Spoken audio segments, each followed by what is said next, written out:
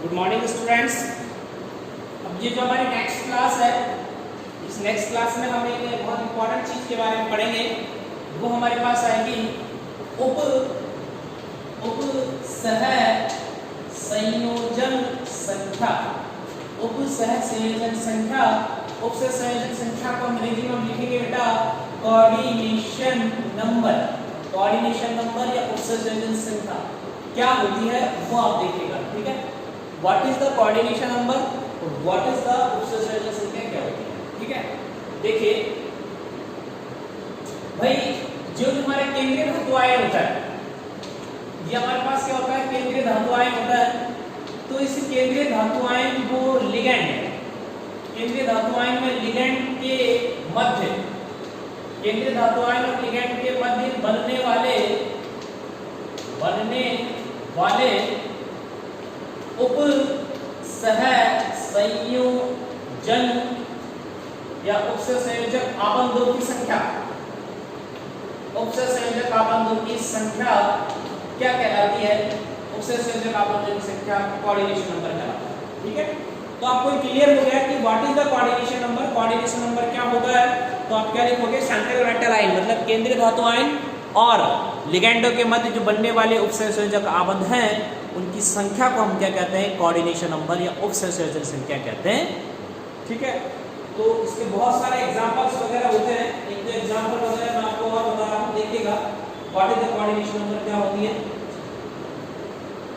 जैसे मैंने यहाँ पर एक एग्जांपल लिखा AgCN2 और ये माइनस लिख दिया। एक एग्जांपल मैंने लिख दिया CuONS3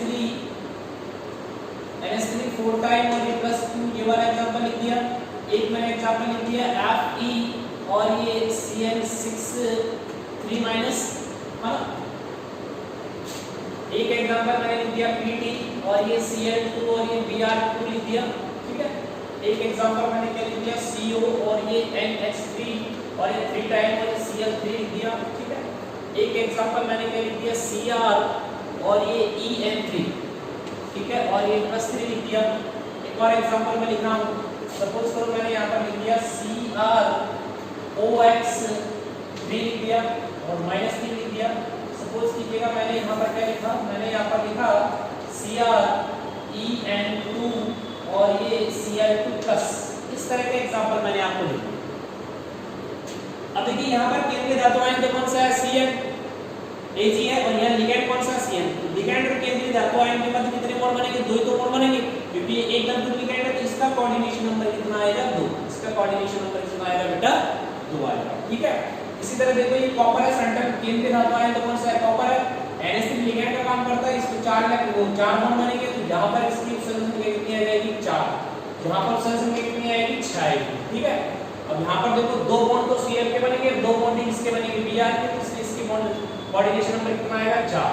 या 3 बॉन्ड NH3 के बनेंगे, 3 बॉन्ड Cl3 के बनेंगे, तो इसका कोऑर्डिनेशन नंबर कितना आएगा, 6।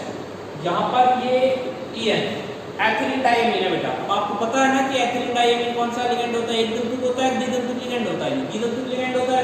अब ये द्विध्रुव लिगैंड होता है, तो ये लिगैंड 2 बॉन्ड बनाएगा, तो 3 कितने बॉन्ड बनाएंगे, 6। इसका भी कोऑर्डिनेशन नंबर कितना आएगा, 6 आएगा। इस तरह OX आपको पता है ऑक्सीडेटिव द्विध्रुव लिगैंड होता है, तो इसका भी कोऑर्डिनेशन नंबर आएगा 6। ये कितने 2 2 2 4 4 2 6, तो इसका भी कोऑर्डिनेशन नंबर कितना आएगा, 6 आएगा। आप इन चीजों को अच्छे से देख सकते हो और आप इन चीजों को अच्छे से समझ सकते। तो आपको एक टॉपिक यहाँ समझ में आया कि कोऑर्डिनेशन नंबर क्या होता है। केंद्रीय धातु आयन और लिगैंड, केंद्रीय धातु आयन और लिगैंड के मध्य जो उप सह संयोजक आबंध बनते हैं, उन आबंधों की संख्या को हमने क्या नाम दिया है, उन आबंधों की संख्या को हमने नाम दिया है उप सह संयोजन संख्या। तो केंद्रीय धातु आयन तथा लिगैंड के मध्य बनने वाले उप सह संयोजन आबंधों की संख्या को कोऑर्डिनेशन नंबर कहा जाता है, ठीक है। अगर मैं एग्जांपल लिखता हूं AgCN2-, तो AgCN2- में AgCN2- जो होता है ना, इस AgCN2- में कोऑर्डिनेशन नंबर आएगा 2। इसी तरह मैंने लिखा CuNH3 4 टाइम और +2, तो इसमें क्या होगा, इसमें भी कोऑर्डिनेशन नंबर कितना आएगा, 4 आएगा। FeCl6 3- में कोऑर्डिनेशन नंबर कितना आएगा, 6 आएगा। PtCl2 Br2 में कोऑर्डिनेशन नंबर कितना आएगा? 4 आएगा। CnH3Cl3 में अब देखो 3 तो NH3 बॉन्ड बनाएंगे, 3 Cl बॉन्ड बनाएंगे, तो कोऑर्डिनेशन नंबर कितना हो गया? 6। Cr EN3 3+ में अब EN जो होता है ना एथिलीन डाइमीन बीटा, वो द्विधातुक लिगैंड है। जब ये द्विधातुक लिगैंड है तो कहने का मतलब ये हुआ कि एक EN 2 बॉन्ड बनाएगा तो 3 EN कितने बॉन्ड बनाएंगे? 6 बॉन्ड बनाएंगे। इसलिए इसका कोऑर्डिनेशन नंबर हमारे पास कितना हो गया? 6। अब हम बात करते हैं OX की। ऑक्सीडेटर की बात कर लो बेटा, ऑक्सीडेटर की बात कर लो तो ऑक्सीडेटर भी आपको पता है द्विधातुक लिगैंड है। अभी टोटल लिगैंड कितने हैं? 3, तो 3 दूनी 6, तो इसका कोऑर्डिनेशन नंबर आ जाएगा 6। लास्ट वाला जो आप एग्जांपल देख रहे हो, इस लास्ट वाले एग्जांपल में आप ये देखो क्रोमियम है। क्रोमियम तो केंद्रीय धातु आयन होगा। अब EN का मतलब एथिलीन डाइमीन हो गया, ये द्विधातुक लिगैंड है। और साथ में हमारे पास क्या है? Cl2 है। ठीक है, तो इथेलीन डाइमीन 2 है ना, तो 2 दूनी 4 हो गए, 4 और 2 6। इस तरह होते हैं इनकी कोऑर्डिनेशंस नंबर। आपको समझ में आ गई बात? बात अच्छे से समझ में आनी चाहिए। केंद्रीय धातु आयन लिगैंड के मध्य बनने वाले अवशेषों नामों की संख्या कोऑर्डिनेशन नंबर कहलाता है।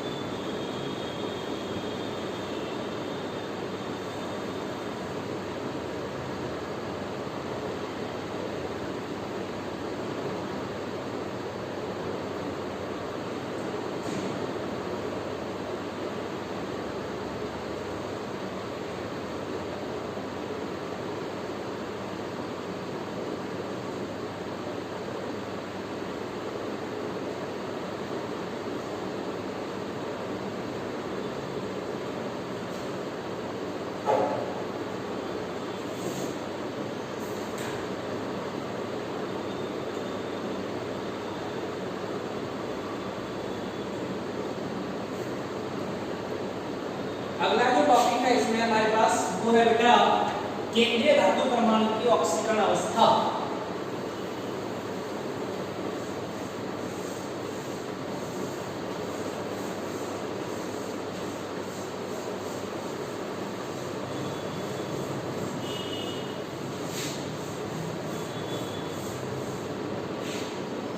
अगला टॉपिक हमारे पास है वो है केंद्रीय धातु परमाणु की ऑक्सीकरण अवस्था।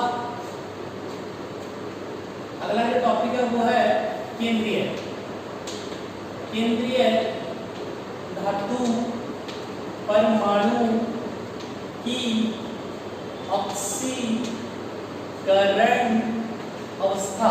कि केंद्रीय धातु परमाणु की ऑक्सीकरण अवस्था क्या होती है? सेंट्रल मेटल आयन होता है, तो सेंट्रल मेटल आयन की ऑक्सीडेशन स्टेट क्या होती है? What is the oxidation state of the central metal ion? केंद्रीय धातु आयन की ऑक्सीकरण अवस्था क्या होती? ठीक है, तो देखो क्या होता है, कोई भी जो संकुल होता है, कोई भी जो संकुल होता है, उस संकुल में जो लिगैंड वगैरह जो होते हैं उन पर अगर जो आवेश होता है उस आवेश को हटा लिया जाए तो उसके बाद केंद्रीय धातु परमाणु पर जो आवेश बचेगा वही क्या होती है? उसकी ऑक्सीकरण अवस्था होती। ठीक है, कुछ एग्जांपल में लिख रहा हूं मैंने यहाँ से। एक एग्जांपल लिखा है AgCN और ये 2 और ये माइनस। एक एग्जांपल मैंने ये लिखा, एक एग्जांपल मैंने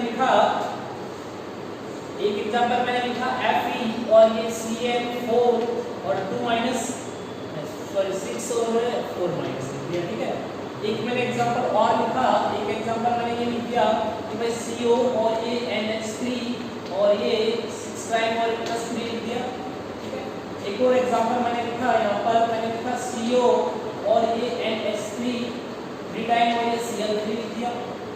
ठीक है, एक एग्जांपल मैंने और लिखता हूँ यहाँ पर, देखिए मैंने लिखा CO और ये En3 और ये +3 ये Cl3 लिख दिया। ठीक है, अब सपोज करो एक और एग्जांपल मैंने लिखा, यहाँ पर मैंने लिखा CrOX 3 टाइम और -3 लिख दिया। एक और एग्जांपल मैंने लिख दिया, सपोज करो मैंने लिखा यहाँ पर मैंने लिखा क्रोमियम कोबाल्ट लिख दे COEN2 एंड Cl2+ लिख दिया। ठीक है, अब एक सपोज करो मैंने यहाँ पर लिख दिया NiCO4। ठीक है, ये मेरे पास 8 एग्जांपल है। अब इनको मेरे को क्या करनी है? ऑक्सीकरण अवस्था निकालनी है। तो अगर आपको बेटा ऑक्सीकरण अवस्था निकालनी हो ना तो आप कुछ मत करिएगा, ऑक्सीकरण अवस्था निकालने का सीधा सा तरीका है, जिसकी निकालनी है उसकी x मान लीजिए। तो माना कि Ag की ऑक्सीकरण अवस्था निकालनी है तो Ag की ऑक्सीकरण अवस्था कितनी हो गई, x हो गई, ठीक है। अब आपको पता है Cn है, Cn को अपन ऐसे लिखते हैं ना, Cn माइनस, इसका मतलब -1 चार्ज आता है, नहीं आता, आता है इस पर -1 चार्ज है। Cn कितने 2, तो बराबर क्या करेंगे -1, ये मेरे पास हो जाएगा x - 2 बराबर -1, तो x बराबर -1 और ये प्लस का x बराबर -1 और ये प्लस का 2, x बराबर होगा मेरे पास प्लस का 1 आया है। यहाँ पर Ag की ऑक्सीकरण अवस्था कितनी आ गई, +1। अब यहाँ पर निकालनी है Fe की, तो माना कि Fe की ऑक्सीकरण अवस्था कितनी है, x है। अब ये Cn है, वही Cn पर -1 चार्ज होता है, Cn पर -1 चार्ज आता है, टोटल Cn कितने हैं 6, ऊपर बराबर कितना है -4, तो ये मेरे पास हो जाएगा x - 6 बराबर -4, x बराबर -4 और प्लस का 6, तो x बराबर ये मेरे पास हो जाएगा प्लस का 2, ठीक है। इसकी ऑक्सीकरण अवस्था निकल गई। इसी तरह आप इसकी निकालोगे कोबाल्ट की, तो माना कि कोबाल्ट की ऑक्सीकरण अवस्था कितनी है, x है। अब NH3 पर देखो कितना आवेश होता है 0, तो मल्टीप्लाई बाय से बराबर क्या करेंगे +3, तो x बराबर मेरे पास क्या हो जाएगा प्लस का। इस तरीके से हम क्या निकाल सकते हैं कि ऑक्सीकरण अवस्थाएं या इनके हम ऑक्सीडेशन स्टेट्स को निकाल सकते हैं। इस तरह में इनके ऑक्सीकरण अवस्थाएं या फिर इनके ऑक्सीडेशन स्टेट्स को निकाल सकते हैं। ये देखिए इसकी निकालनी हो, माना कि कोबाल्ट की ऑक्सीकरण अवस्था x है, NH3 पर कितना आवेश होता है 0, मल्टीप्लाई बाय कितना करेंगे 3, प्लस का साइन आएगा। Cl पर आवेश कितना होता है -1, मल्टीप्लाई बाय कितना हो जाएगा 3, तो x -3 बराबर 0, तो x बराबर कितना आएगा प्लस का 3। तो कोबाल्ट की ऑक्सीकरण अवस्था कितनी होगी बेटा, यहाँ पर प्लस का, कोबाल्ट की ऑक्सीकरण अवस्था +3। अब मान लीजिए यहाँ पर कोबाल्ट की ऑक्सीकरण अवस्था निकालनी है आपको, है ना। कोबाल्ट की ऑक्सीकरण अवस्था निकालनी है तो क्या मानोगे x, उसके बाद में प्लस का चिन्ह लगाओगे। En पर आवेश कितना होता है, एथिलीन डाइमीन उदासीन लिगैंड है, इस पर 0 आवेश होता है, मल्टीप्लाई बाय 3 आपने कर लिया। अब देखो यहाँ Cl है, एक Cl पर -1 चार्ज होता है ना, बराबर करने के लिए बताओ यहाँ +3 चार्ज आएगा, तो x बराबर आपके पास ऑक्सीकरण अवस्था कितनी आ गई +3, ठीक है। इसी तरह ये आपके पास क्रोमियम है, क्रोमियम की ऑक्सीकरण अवस्था निकालोगे तो कितनी आएगी बेटा, x कितनी आएगी, x आएगी।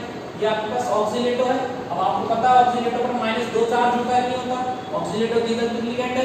ऑक्सीलेटो का फार्मूला क्या होता है, ये तो होता है C2O4 -2, ये होता है ना, बताओ -2 चार्ज आ रहा है, नहीं आ रहा, मल्टीप्लाई इसको 3 कर देंगे, -3 आ जाएगा, तो x - 6 बराबर -3, तो x बराबर -3 और प्लस का 6, तो x बराबर कितना हो जाएगा प्लस का 3, ठीक है। अब आ जाओ इसमें क्या दिक्कत आई है, कोबाल्ट का x हो जाएगा, प्लस का चिन्ह लगाएंगे, En पर 0 चार्ज है, मल्टीप्लाई बाय 2, Cl पर -1 चार्ज है, मल्टीप्लाई बाय 2, प्लस का 1 आ जाएगा।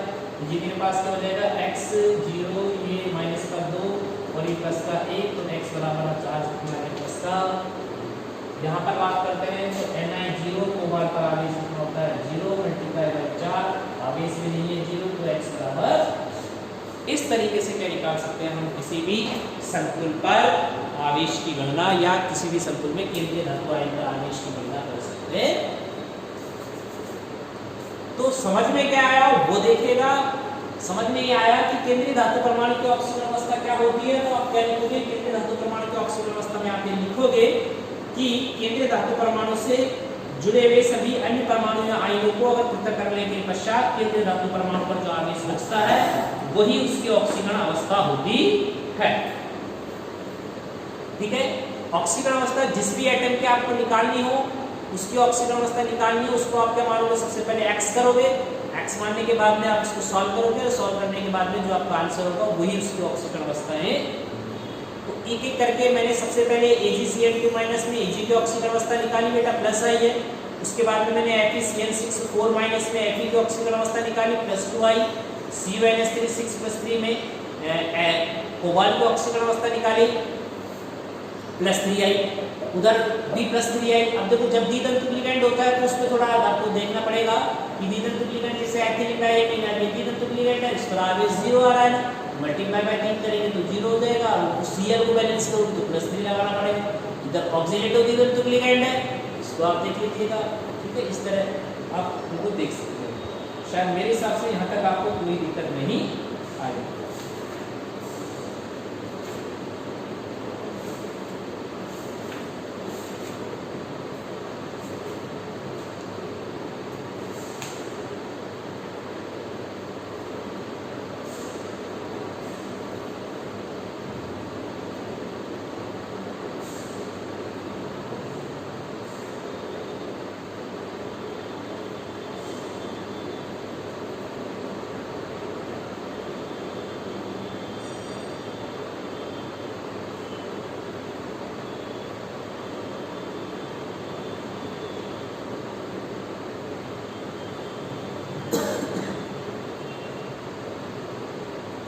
यहाँ पर एक और चीज जो इम्पोर्टेंट है वो आपको सीखनी है कि जो ये NiCO4 जो मैंने लिखा है ना, ये धातु कार्बोनिल है।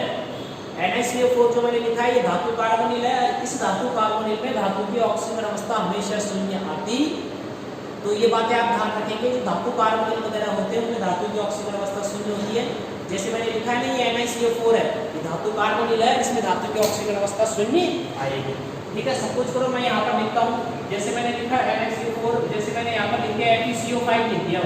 अब FeCO5 ये धातु कार्बोनिल है, इसमें भी धातु की ऑक्सीजन अवस्था शून्य आएगी। मैंने लिख दिया CrCO6 लिख दिया, तो ये भी एक धातु कार्बोनिल है, इसमें भी धातु की ऑक्सीजन अवस्था शून्य आएगी। तो ये आप ध्यान रखना, धातु कार्बोनिल जो होते हैं उनमें धातु की ऑक्सीजन अवस्था हमेशा शून्य आती। तो इस टॉपिक में से आपको एग्जाम में 100% क्वेश्चन मिलेगा कि केंद्रीय धातु आयन की ऑक्सीजन अवस्था कैसे ज्ञात की जाती है, वो आप कर लोगे। ठीक है, आराम से, कोई प्रॉब्लम नहीं आएगी। और उसके बावजूद भी मैं आपको बहुत सारी चीजें बता रहा हूँ, ये ध्यान रखना, धातु कार्बोनिल जो होता है उसमें धातु की ऑक्सीजन अवस्था शून्य होती है। धातु कार्बोनिल मैंने आपको बता दिए कौन कौन से धातु कार्बोनिल हैं जिनमें धातु की ऑक्सीजन अवस्था शून्य हो सकती। तो ये भी कुछ चीजें हैं, आप इनको अच्छे से समझिएगा, अच्छे से देखिएगा। ठीक है, और बाकी बातें और आपको बाद में बताते हैं। ठीक है, नेक्स्ट क्लास में हम स्टडी करेंगे।